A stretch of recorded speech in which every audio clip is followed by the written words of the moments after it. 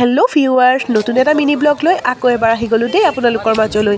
যি জীৱনত প্ৰথমবাৰৰ বাবে অকলে চব্জি বজাৰ কৰিবলৈ আহিছোঁ আৰু কেমেৰাটো উলিয়াই লৈছিলোঁহে ভিডিঅ' কৰোঁ বুলি ভণ্টি এজনীয়ে মাত দিলেহি নহয়।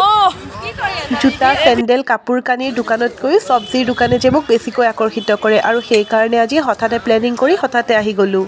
এইখন হৈছে কলিয়াবৰৰ শুকুৰবৰীয়া বজাৰ। উলনিৰ পৰা অকণমান সোমাই আহিলেই পায় আৰু এইখন বজাৰত বোলে লোকেল বস্তুবোৰ খুব কম দামত পায়। আজি নিজ চকুৰে চোৱাৰ লগতে কিনিবলৈ আহিছোঁ মই। আমাৰ কলিয়াবৰলৈ অহা দেশী বিদেশী পৰ্যটকো যে এইখন বজাৰ চাবলৈ আহে, গতিকে মইনো কিয় নাহিম, আজি ময়ো আহিলোঁ। কিন্তু ডাঙৰ কথাটো কি জানেনে, বজাৰ কৰিবলৈ হঠাতে আহিলোঁ হয়, কিন্তু মই যে মোনা নানিলোঁ।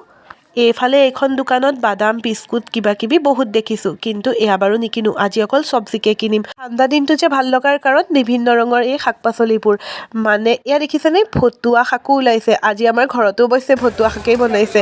বাকী মোনাখন যে বজাৰতে কিনি ল'লোঁ দিয়ক। আৰু মটৰ, গাজৰ, বিলাহী কিমান যে কি দেখিছোঁ নহয়। আৰু ঠাণ্ডা দিনটো যে ভাল লগাৰ কাৰণ এইটোৱে, বিভিন্ন শাক পাচলিৰে ভৰি থাকে বজাৰৰ লগতে ঘৰখনো। ওলকবি, ফুলকবি, মটৰ, গাজৰ, বিলাহী বহুত কিবা কিবি ল'লোঁ। আৰু যে মোৰ চকুত পৰিছিল ব্ৰকলিও 1 কেজিমান লৈয়ে ল'লোঁ দিয়ক।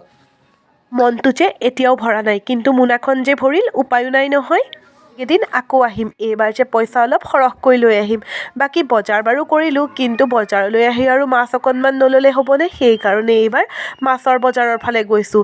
বিশ্বাস কৰক, কাৱৈ গৰৈৰ পৰা যে আৰম্ভ কৰি লোকেল সকলো মাছেই পায় এইখন বজাৰত। আৰু ময়ো দৰদাম কৰি ৰৌ মাছ এটাকে ঠিক কৰিলোঁ, বোলো কাটি দিয়ক দেই ডাঙৰ ডাঙৰ চাইজত। আজি ৰৌ মাছৰ লগত মটৰ, বিলাহী, ফুলকবিয়েহে জানিব আৰু। মই আকৌ লোকেল মাছ চিনি নাপাওঁ নহয়, কিন্তু লোকেল মাছৰ প্ৰমাণ মোৰ মতে সেই ৰঙা তেজখিনি। তেজ ওলাইছে মানে লোকেল মাছ হয়, খাটাং।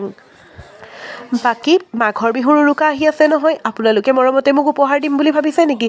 চিতল মাছ এটা দি পঠাব তেতিয়াহ'লে। বাকী বজাৰ কৰি হৈ গ'ল, মানে মোনা ভৰাই বজাৰ কৰিলোঁ নহয়।